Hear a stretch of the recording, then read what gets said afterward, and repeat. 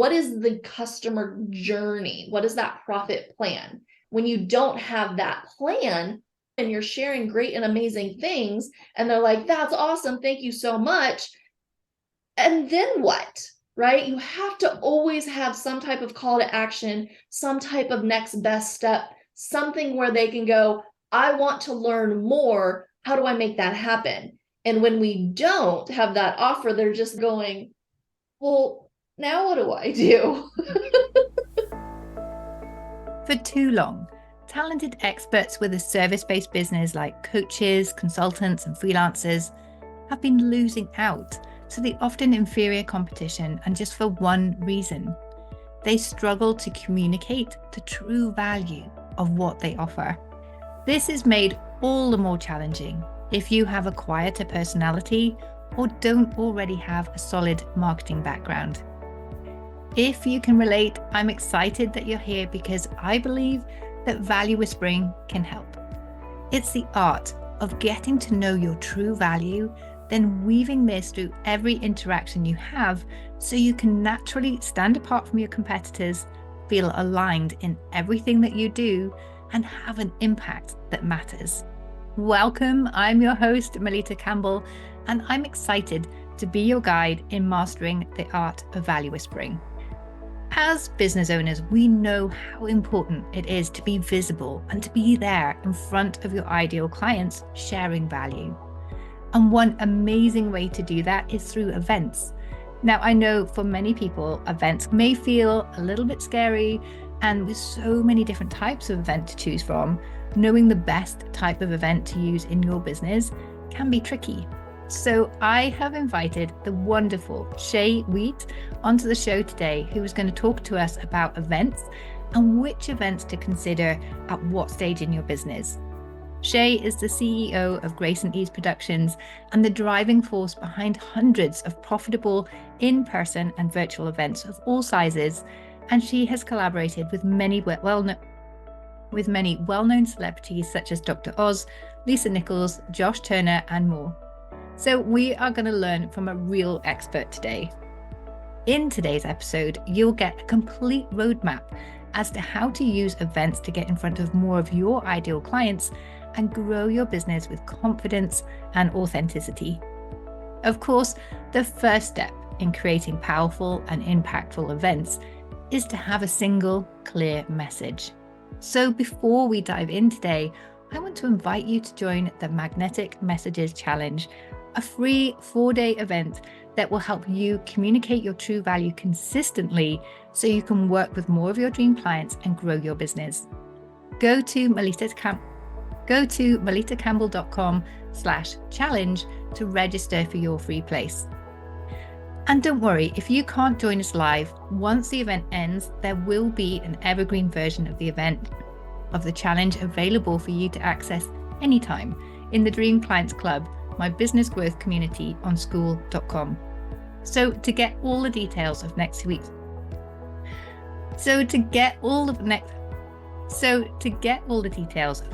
challenge and claim your free place, visit melittacampbell.com/challenge. Meantime, let's welcome Shay. So welcome, Shay. It's great to have you on the podcast today. I'm thrilled to be here today. Thanks for having me.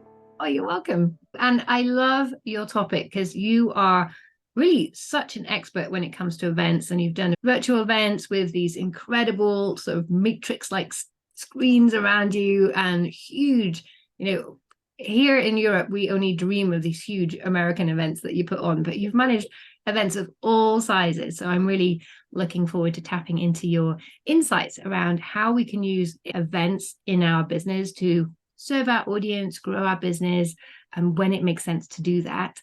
But before we dive into all of that, I'd love it if you could share with the audience a little bit about your story. How did you get to where you are today? Yeah, so I think it's kind of funny. Looking back, you're like, oh, the universe had a plan, but I wasn't aware of the plan. So when I started, I was actually kind of like in a place of like, what am I supposed to do with my life? Right. So it's like originally I was going to become a medical doctor. I was going to school as the first woman in my family to graduate college. And then I'm in it and I'm like, this is not how I'm supposed to serve and help people. I got into network marketing. I did that for a little while. And I'm like, this is not totally how I'm supposed to help people. And then came a moment where I was doing appreciation marketing. And somebody was asking me to come and speak on their stage, be on a multi-speaker event talking about new year, new you. And so I was just kind of messing around with the guy that had my microphone because we were switching them back and forth. And I'm like, hey, dude, don't go spitting on my mic. He's like, you're funny. Who are you? And come to find out, he was the head of education for Dr. Oz's nonprofit. And I'm like, oh my gosh, I just met his sister Saval Oz at Maria Shriver's women's conference when she was the first lady of California. And he turned to me and he's like, wait a minute, she's best friends with our CEO and we're doing a women's conference. You should help us. And I went, okay. So that was my introduction. I was an associate producer. I was in charge of over 70 speakers and over 100 volunteers. That Well, was my first gig. that was your first. Oh my goodness. Yeah. Yeah. I know, right? Universe is funny that way. So that's kind of how I fell into being an event producer. From there, I was like, okay, I kind of have a knack for this because I've always gone to events. I'm always participating. I was volunteering. I saw the behind the scenes. I saw the inner workings. It made sense in my brain. And when they asked me to support them, and whenever the universe presents you an opportunity, you say yes. So I said yes, and I figured it out as I went. And when they were like, you're pretty good at this, I said, maybe I should look into this further. And then sure enough, somebody came into my world that was like, we could see how this could be a business. This is how we see it.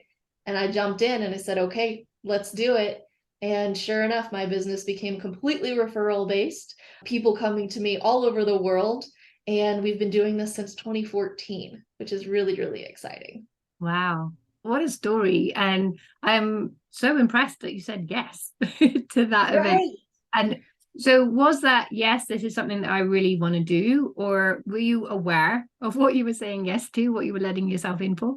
No, not really. So it was a yes that was, I don't know what I'm doing with the rest of my life. Yes. So might as well say yes to this and see what happens. And come to find out, this is something that has become such a passion of mine. I've always seen myself as somebody that locks arms and creates a wave of change, but I didn't necessarily always want to be the one on stage because I'm naturally a shy person. I like being behind the scenes. I like being the one that's like, okay, yeah, you need this, let me connect you together. And that's exactly what events allow me to do, is they really allow me to support the one that's up there on stage to shine, to find their tribe and their community. And then I can be in the background allowing them to be there and not worried about the logistics, not worried about, when's lunch or what is the next topic. They can really be in focused and flow with supporting people who are showing up because they're all in pain and they know how to get them out of that pain. Yeah, I love that. And I did events a lot in my earlier career. My career was in marketing and for smaller businesses who end up doing everything. And at that time, I quite enjoyed it, but you need so much energy. Now I much prefer being front of stage, leaving it to everyone else to do. There are so many moving parts when it comes to putting on an event. Is there a way to know if going forward and doing events for your business is the right thing to do? Yeah, the way I take a look at it is, there's actually some phases to events. So depending on where you're at in your business, you're going to utilize different types of events at different times in your business. And you're actually going to be utilizing multiple events at different pieces too. So if you're in business, you are looking at, what is my profit plan?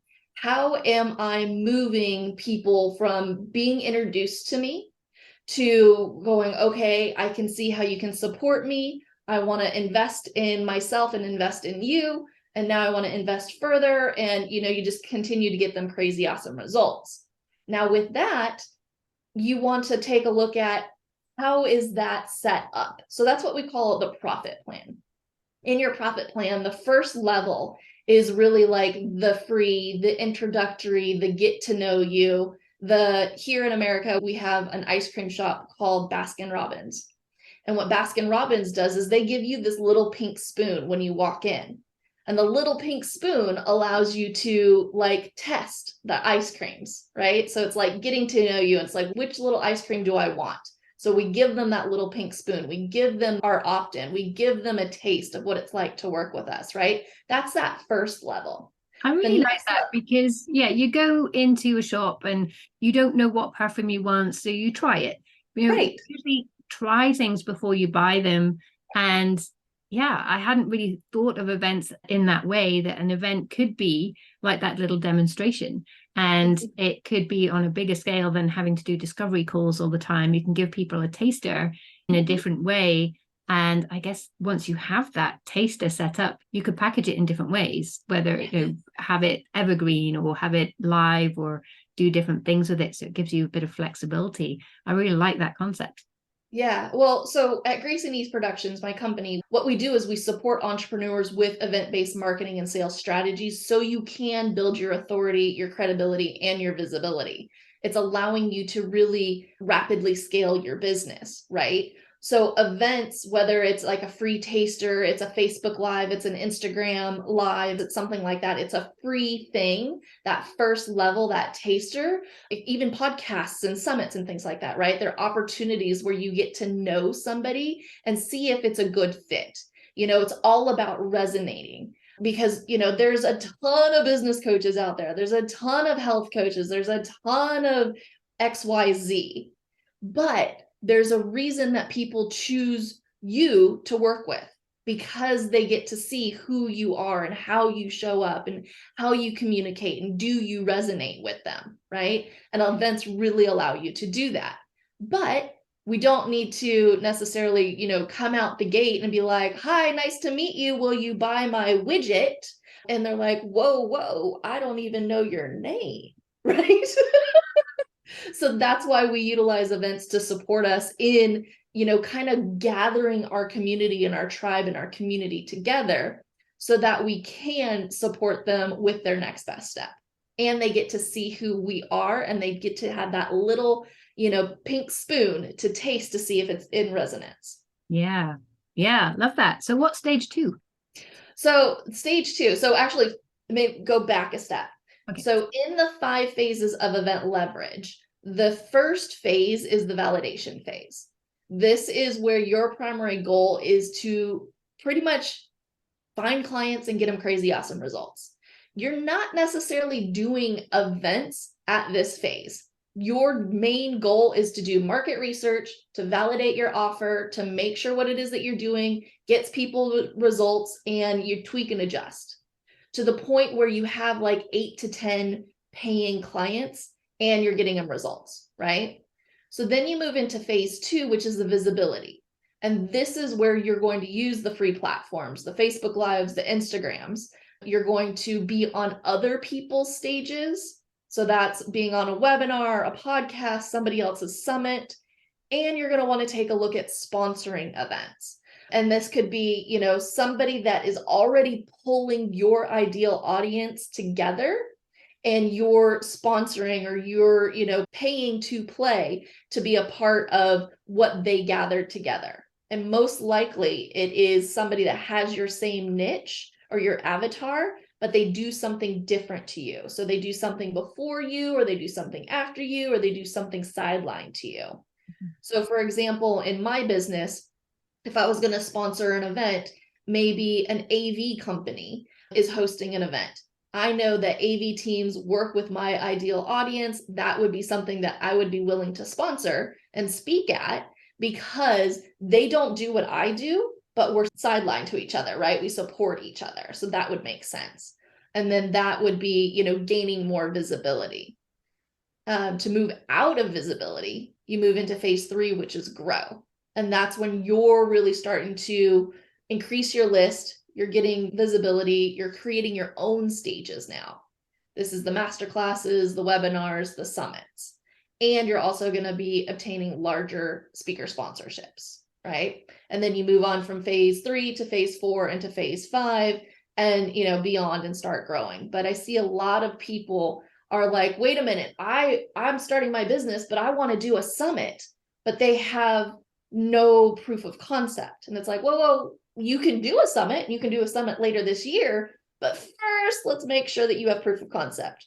Then let's make sure that we can gain you some visibility. Then let's move into you doing your own summit. So that way it's kind of like a step-by-step process to grow your business, make sure you have income coming in, and you're not going to lose your shirt, because as you go up in the phases, you're doing larger events and they cost more money. I love that process. And I like that you start with proving your concept, because I see it all the time. People they're on stages, they're on podcasts, and they have no direction. They're sharing lots of nice things, but there's no journey to it. There's no structure. And then if people do resonate with them, there's no follow-up. There's nothing for them to do afterwards. So it feels a little bit empty and thin, if you like. There's no substance to it.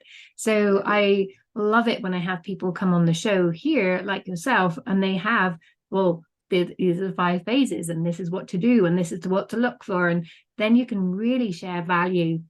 And then you can also find those people that, oh, wow, Shay's got a plan for my event. Brilliant. They know who to go to, and they've already understood and had that taster, as you were mentioning. So I love that that's your very first step, and really thinking that through. Well, and if I can add to that real quickly, I was actually talking to somebody yesterday. So he has a low ticket offer. He's a health coach. So they are doing challenges and using the challenges to sell into their low ticket offer program, which I think was about $2,000, right? And he was like, I want to do something bigger. I want to do bigger events. And I'm like, that's great. Tell me, what is the client customer journey? How are they moving through the profit plan? So there's 2 different frameworks we're working with here. One is the 5 phases of events leverage, which is the validate, visibility, grow piece, right? And the other one is the profit plan. So on the profit plan is, how are they introduced to your world? And we're utilizing events at different parts of this profit plan, right? How are they introduced to you? How are they coming in next? Are they coming into a low ticket? Are they coming into a different type of event? Are they moving straight into like a strategy session that moves into one-on-one coaching with you, which is a high ticket offer? What is the customer journey? What is that profit plan?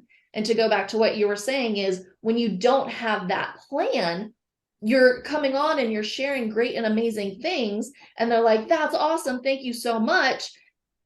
And then what? Right? You have to always have some type of call to action, some type of next best step, something where they can go, I want to learn more. I want, X, Y, and Z.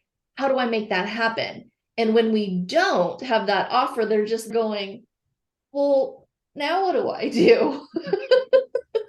Yeah, right.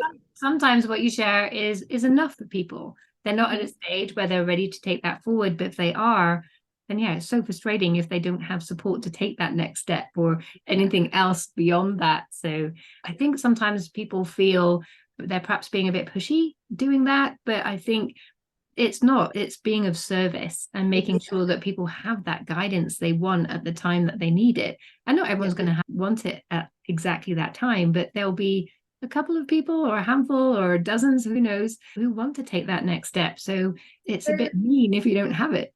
That's exactly it. It's mean. Because we know, on average, about 20-30% of people are wanting that next best step. And so we're leaving them hanging if we don't offer something, if we don't have an invitation for them to continue to move forward, or at least to, engage with us and see if it's a best step for them, right? It might not be, but they at least want to know and go further and say, okay, is it or is it not? Okay, great. Now I know, right? But at least always have that opportunity for that 20-30% to say, you know what, I'm interested in learning more. What would that look like? Yeah. And again, if you don't have that, you're kind of building this momentum that's going nowhere for you either, which kind of brings me to my next question. I want to ask you about the different types of events that we can run. But before we do, there's a word that you keep mentioning, and I'd love if you could share your perspective or what exactly you mean by that. And that's leverage. You're talking about these events and leveraging these events. What does that mean exactly? Yeah, so we all have the same amount of time in a day, right? And so you've got the people that are just brand new and starting out their business, and you've got billionaires that have, been doing this for a while. What is the difference? The same thing is everybody has the same amount of time. The difference is the billionaires, the millionaires, the, five-figure business owners have utilized leverage in their business. So it's not just them doing one-on-one conversations, they're doing one-to-many. They're doing one-to-many offers and invitations. They're leveraging the same amount of time that we all have, and they're talking and engaging with more people in that time period. So as you move through the phases of event leverage, you are having opportunities to increase your leverage, right? In the phase one, in your validation phase, it's you. You're figuring it out. You're making sure that this is, a right fit offer, that you can get them crazy awesome results for your clients. You have to put that time, energy, and effort in. But once you start moving into phase 2, 3, 4, and 5, you're now starting to leverage your time. You're going on those free platforms, you're doing the Facebook Lives, and you're talking one to many, and you're supporting more than one person at a time. You're leveraging your time and your energy and your effort to support more people. So I see that events are one of the fastest ways to leverage your time, your energy, your effort, and what it is that you're doing out in the world, because frankly, people are in pain. They need what you have, and they're looking for you. And so how dare we not support them in moving through what it is that they're in pain with? Now, it might not be physical pain. It might be emotional pain. It might be aggravation. It might be, something that's keeping them up at night that they just can't figure out. And you're the person that they don't know yet that they're looking for, because you have the answer. So that's what we're wanting to do with events, is to leverage and allow you to connect with more people in a shorter amount of time. So it's really a win-win situation. We get to reach out to more people, we get to serve more people, and start solving their problems and building those relationships. So coming back to the event types, you've mentioned that there are podcasts and summits and things. Is there like a definitive list of events? I'm sure there's more. I've discovered 17 that a lot of my clients utilize. So if you've got your pen and paper handy, you're going to want to write these down really fast. Okay, you ready? I'm ready. Let's do this. So you can do a 90-minute workshop. You can do a summit, retreat, masterminds, one-day sales and enrollment events, 3-day sales and enrollment events, seminars, podcasts, meetups, Facebook Lives, Instagram Lives, and Clubhouse rooms. And a lot of people don't realize that those are considered events. But Facebook Lives, Instagram Lives, those are all events. Conferences, challenges, hackathons, conventions, and trade shows. And like I said, that's the 17 that I've come up with. More people tend to use like the 90-minute workshops, the summits, the retreats, the masterminds, the enrollment events, the Facebook Lives, Instagram Lives more than others, because you can play them into multiple areas within your profit plan and within the 5 phases. Even if you're in phase 5, you're still doing Facebook Lives, right? It's not just a phase 2 thing. You're constantly doing them. You're constantly adding them to your repertoire and your book of business. So that's just the 17 that I've come up with. I'm sure there's more, but honestly, you don't need all 17 of them. You should not be doing all 17 of them. You should be really strategic with which ones you're using and where you're using them, at what time in your business you're using them. Yeah, great list. And I think there's probably some nuances underneath each one. So a summit is like, what kind of size? Is it live, online? So I think people can have a lot of fun to really explore and dig into your list and see what would fit for their business. And if they are trying to figure out, well, where do I start with events? Do you have any advice on how to pick the right kind of events for you to start out with or experiment with? Yeah. Yeah, absolutely. So based on where you're at in the 5 phases, that's what I'm going to recommend. You're going to use different types of events, right? So phase 2, that's the free platforms. Why? Because we don't have a whole lot of money coming into our business at that moment. So you're wanting to get out there, be on other people's stages, so you can be on other people's webinars, podcasts, or summits, or doing your own Facebook Lives and Instagram Lives. But when you're moving into phase 3, that's when you're doing your own, right? So you now have some team, you have like a pretty consistent 5K a month that you're growing, bringing in, and you're going to do your own 90-minute workshop, which could be a masterclass. It could be a webinar. You can do your own summits. And like you said, summits can be like, I'm doing one for a client right now. It is completely all pre-recorded.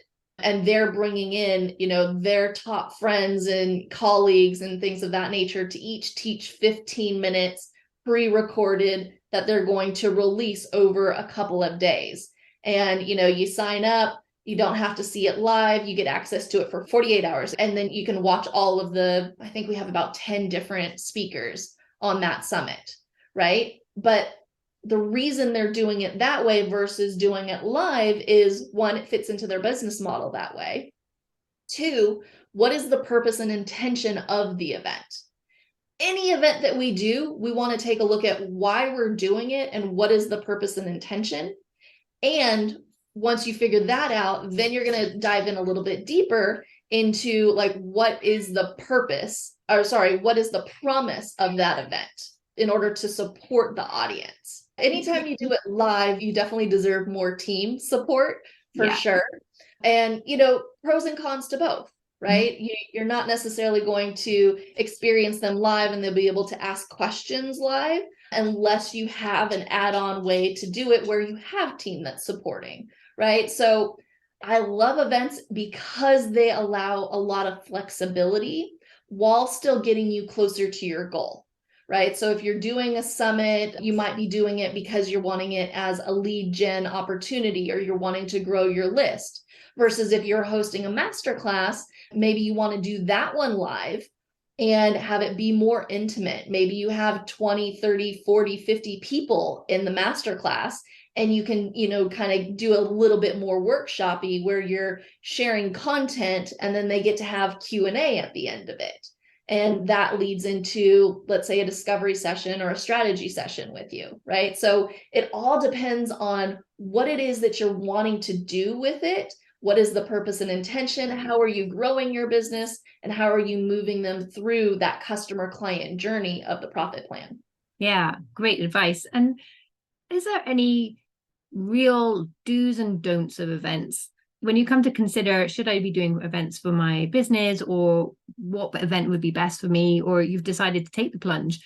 Is there anything they should definitely not do or absolutely consider before they take their first step? Yeah, absolutely. And if you don't have a list, I don't recommend trying to post a 1,000-person event. And the reason I say that is I've actually had people come to me going, I have this idea for an event. I want to do this. I want it to be 1,000 people. I want it to be in person. And I'm like, that's great. Amazing. Tell me about, like, what does this look like? What are you offering? Who are you supporting? Have you done this before? What's your list look like? And they're like, no, it was just an idea. And I'm like, okay, great. Let's go back to phase 1. Let's make sure we have a proof of concept. Let's make sure we have an offer that will support them, because you could be thinking about something that is great and amazing and people are going to love and they're going to want to do it. And come to find out, that's not what they want. If you didn't do the market research, if you didn't ask them the questions, you're going to spend all this time, money, energy, and effort to putting on this fantastic event and nobody shows up. That's probably one of the scariest things for event hosts is, will they actually show up? And this is for people that actually have a list and actually have a community and have done this and have gone through the phases. They're now in phase 5. They still have the concern, right? Even if it's a virtual event, they're like, okay, it's 5 minutes until we start. Where's everybody at? And then, of course, everybody shows up all at once, right? They're like, oh, thank goodness. But, the biggest thing I see for people is jumping through the phases too fast and wanting to be in phase 4 and phase 5 before they've even figured out what is it that my audience actually wants and desires, and can I deliver that? So stick with the process.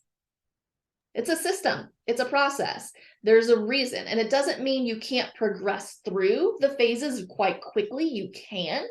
But in all of my years in doing this, the ones that go through this process, they have like a super strong foundation. And then that's what's going to make it so that they can continue to grow and scale and leverage their business going forward, is by having all of these kind of stepstones in place. And you mentioned earlier that the reason you do this is because you love events, but you prefer to be behind the stage. Is there any type of person that really shouldn't even think about doing events? It would be better for them to find a different method of marketing? I don't know if I would say there's not anybody who doesn't deserve to do events. Like, I host my own events. I host my own master classes, and I'm doing a podcast. So a podcast is a great way to kind of build that muscle, so to speak. I'm interviewing other people. I'm not necessarily the one that is on the stage and the spotlight is totally on me and I'm having to come up with all of the content. I can just interview somebody, right? And that was kind of my introduction. You can do that. You don't even have to do a podcast.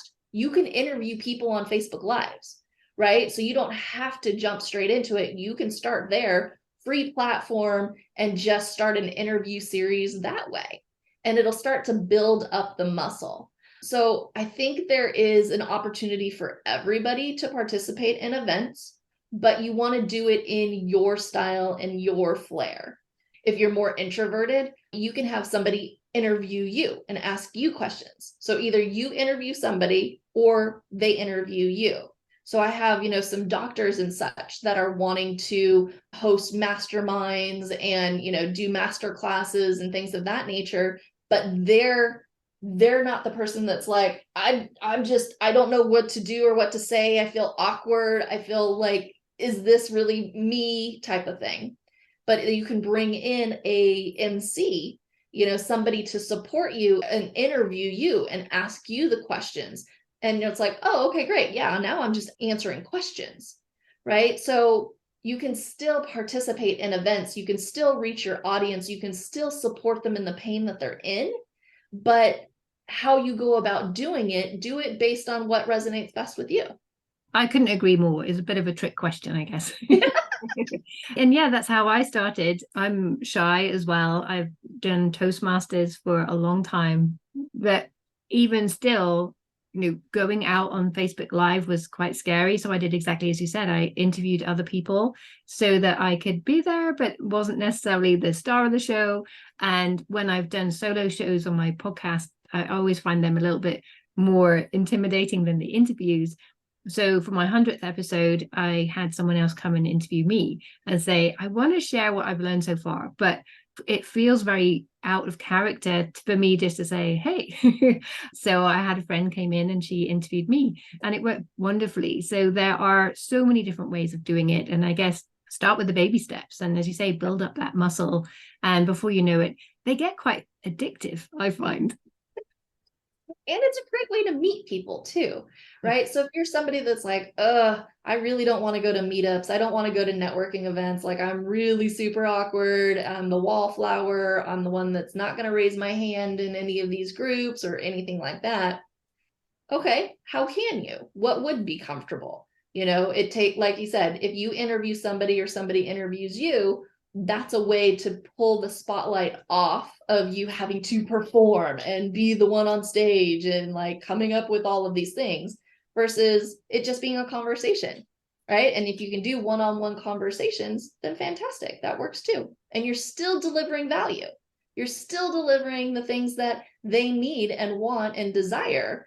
And you can still support people in, helping them with their next best step. Yeah, I think sometimes we have this feeling, or we put pressure on ourselves, that if we want to deliver value to our audience, if we want to serve them, it all has to come from us, but it doesn't at all. A part of the value that we can offer is bringing together other experts, curating information from other people and presenting that. So we don't ever need to feel guilty about not taking center stage, about doing things differently. It's all about serving and in a way that feels right for you and resonates with the audience. And that's really key. Yeah. And there's power in being that connection person, right? That go-to person where it's like, oh, she knows everybody. Let me go and ask her. And then, oh, by the way, what is it that you do? Right. So then it also just kind of opens the door for that conversation as well. Yeah. So I wanted to ask about monetization. So if you are going out on these free platforms, for example, is there a way to monetize that, or does monetization only come with the bigger events? No. So I was saying earlier, you have to have some type of call to action. You have to have some way for people to always stay connected with you for that 20, 30, depending on the venue and the opportunity, maybe more percentage of people saying, yeah, I want to learn more about that resource or that tool or what have you. So what we call that in the industry is having some type of opt-in, somewhere where somebody can go, yes, I want that tool you have, or I want to learn more about what you just talked about. I'm going to give you my name and my email in exchange for that tool. And so that's how we grow our list. When you start to grow your list, you're now in the business of building rapport and relationship and community with this audience. And when you do that, that's where the I can't say the word. Say it for me. Monetization. That word right there. See, you can still be an entrepreneur and not say words properly. Oh, the one I can't say is the law of reciprocation. Reciprocity. That's the one. I can't say that See, okay, great. We can say each other's words. one. But all goes back to that profit plan, right? How are we leading them through to our high ticket offer? So they come in, they become a part of our community. We start to build rapport and relationship. They get our newsletter, they get emails, they, will have information about what it is that we do or learning more about what it is that you offer in that communication. Then let's say you have like a masterclass coming up where they can come and learn more one-on-one with you, or kind of still in a group setting. In the masterclass, let's say your call to action, because every event has a call to action. Let's say your call to action is to join you on a strategy session or a discovery call, which would be a one-on-one opportunity with you.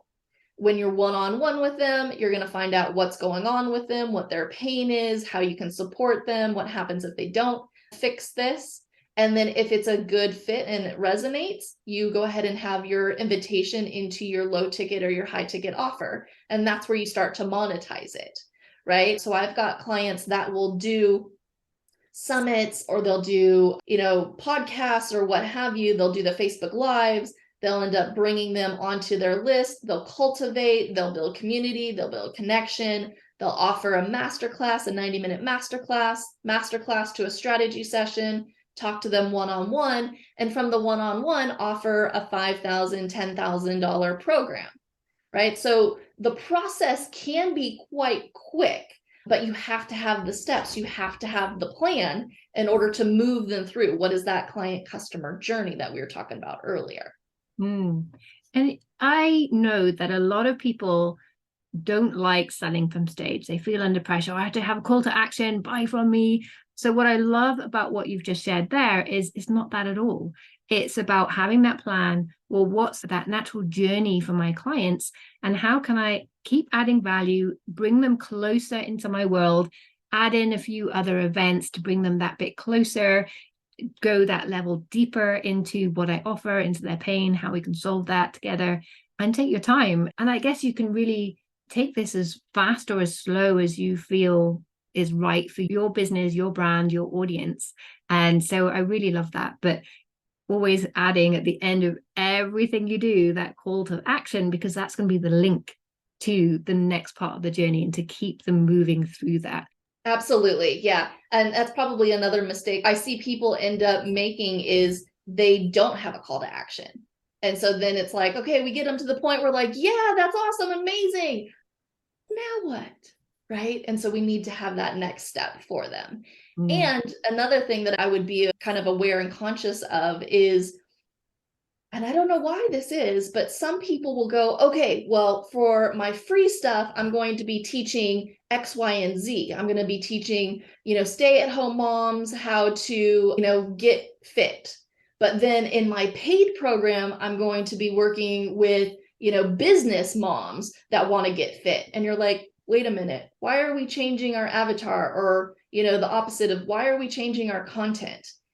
Everything you do, whether it's a free platform or it's in your private one-on-one coaching that you're, offering for 50K, it's the same content. It's the same avatar. It's the same thing. So through your profit plan, you are offering the same information.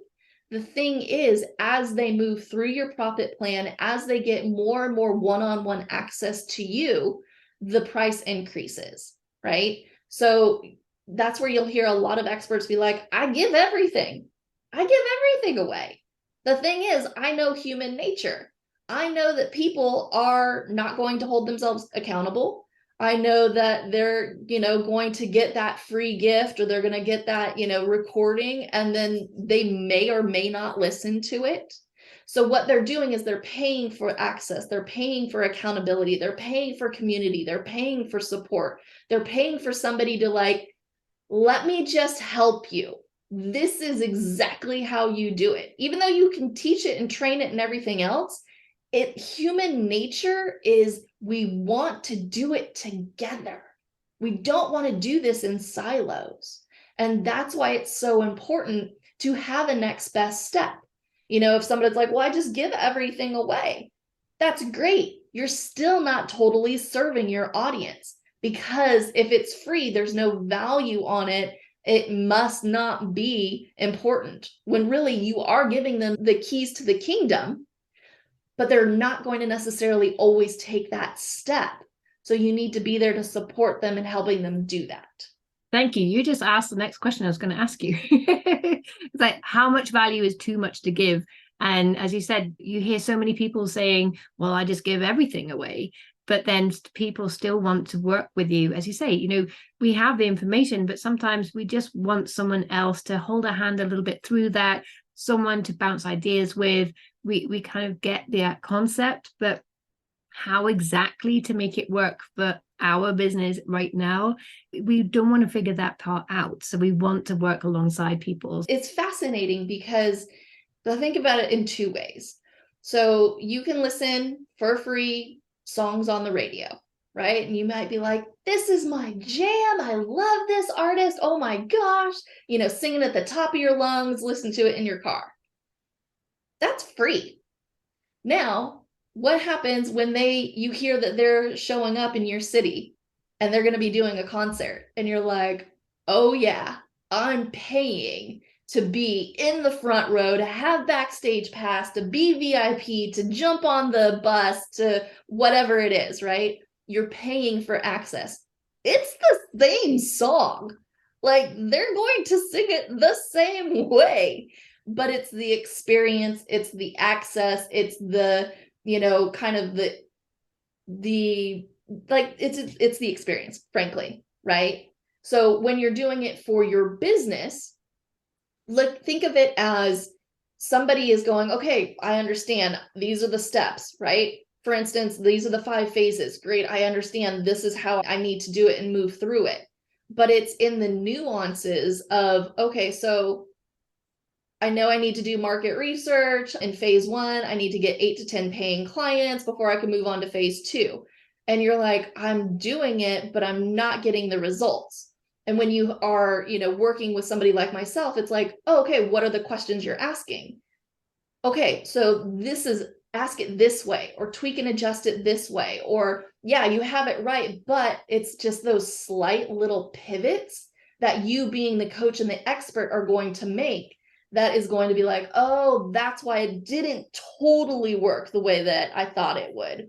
Or if I say it in a certain way and you say it the same way I say it, your audience may not totally resonate with it because that's not you, right? So you as the coach are supporting your audience of those little tweaks and adjustments to make it so it resonates for them and their audience, right? So that's another way to take a look at why they would want to essentially pay more as they get closer to you, have more accountability and more support from you. I love that metaphor, the music on the radio and the concert. And it's so true. It's a brilliant one.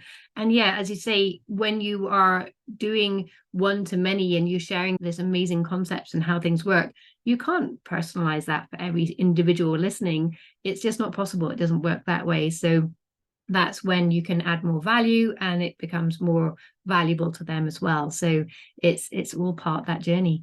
Exactly. You got it. Spot on. So do you have a favorite type of event that you like to do? I love sales and enrollment events, specifically 3-day sales and enrollment events.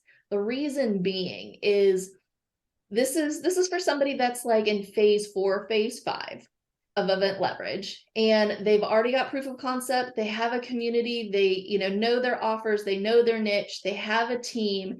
And now they're really looking to leverage what it is that they're doing and support the masses.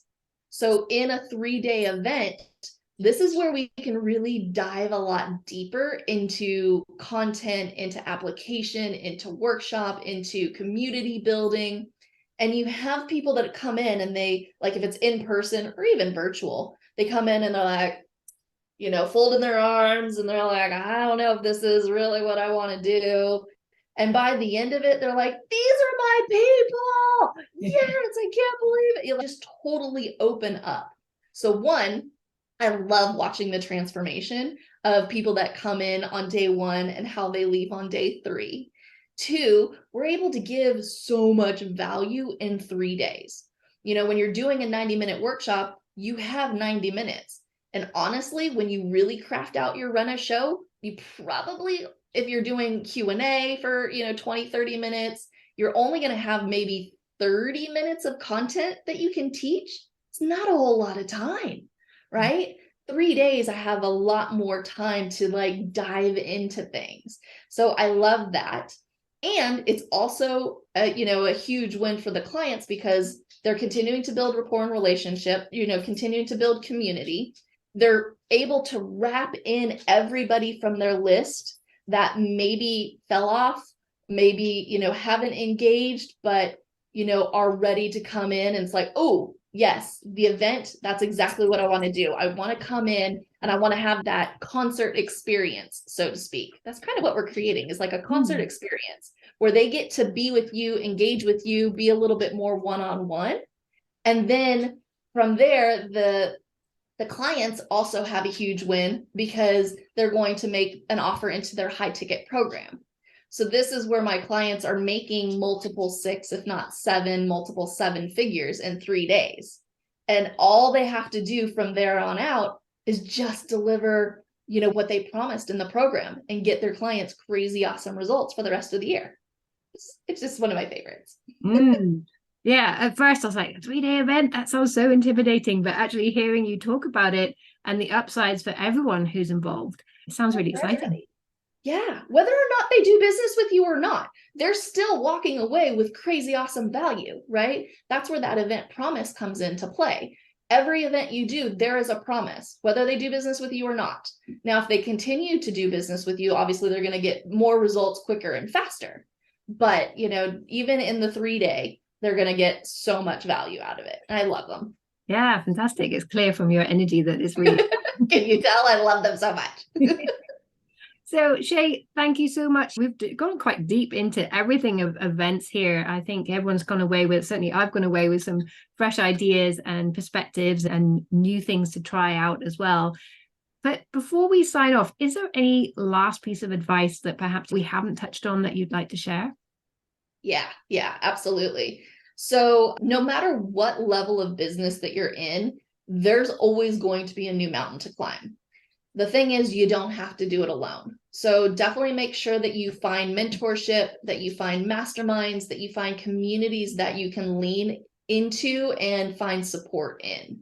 I was just recently in one of my masterminds listening to a guy named Adam Lyons, and he was saying the reason he comes into groups like this is he wants to like have his brain going, I want to pay to be in the rooms that I don't deserve to be in, to learn from the people that I don't deserve to be with, so that I can become the person that deserves to be in the room and deserves to hang out with these people. I see imposter syndrome is really super real. I have it myself. I think everybody in business probably has some form of it, but by putting yourself in situations where you end up becoming and deserving to be in those rooms, that's how you do it, is by being in those mentorship and those mastermind groups and those communities. So that would be one thing I would suggest, is there's always a new mountain to climb, so keep going. And then in everything that you do, you want to make sure that you have SMART goals. You want to make sure that they're specific, that they're measurable, achievable, relevant, and time bound. So make sure that your goals are SMART, and that you are, climbing the next mountain, but doing it with support and being in the rooms that make you a little uncomfortable, to the point where you continue to learn in there. You're that little fish in that big pond until you learn to be, a big fish in that pond, and then it's time to move on. Yeah, amazing advice to end on. Thank you.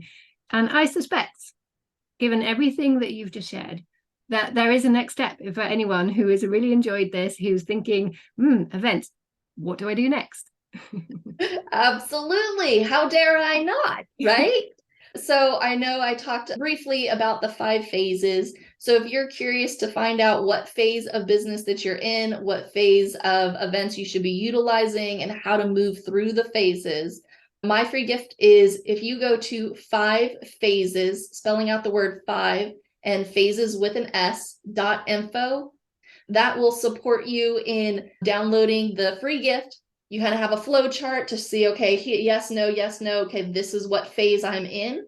And then in there, it will also show you how to move through the phases so that you can do it systematically, as well as go through faster versus trying to figure out, what am I supposed to do? Where am I at now? Amazing. I think I'm going to grab that myself.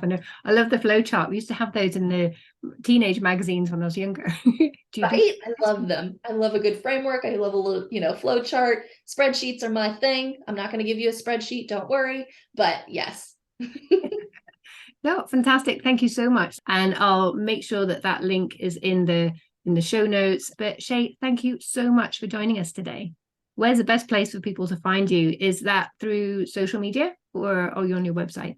Yeah, absolutely. So graceandeaseproductions.com is the website. We're on all the social media platforms, Grace and Ease Productions or Shay Wheat, where all the time, every day, we are dropping nuggets on how to grow your business, how to utilize events, how to use, ChatGPT for events, and, just growing you to the next level and the next phase of business for you. So come on over, ask questions, and we're here to support you. Amazing. I want to start the conversation again now. How do you use ChatGPT for events? Oh my gosh, it's amazing. There's so many ways. We're going to have a couple of things on my social media of prompts to use, how you grow your list, how you use it for events. There's so many ways to utilize ChatGPT. It's just mind-blowing. Wow. Okay, great. I will look out for those posts. Shay, thank you so much. Thank you for joining us today. I hope you have found this episode valuable and all set to start adding more value and working with your clients through powerful events. If you have enjoyed this episode, then please do take a minute to help another business owner to grow by sharing this show with your network and business besties.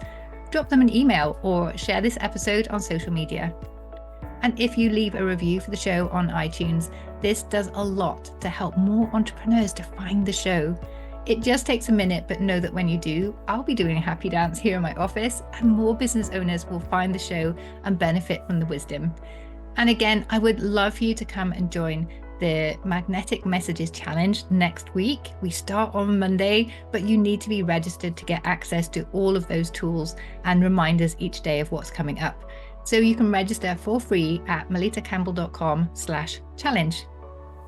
There are a lot more tools, tips, and insights coming up for you in the next episode, so don't miss next week's show, or better still, subscribe now so you never miss your weekly dose of inspiration. I'm Melitta Campbell, your business coach and value whisperer, and I look forward to seeing you again in the next episode. Bye.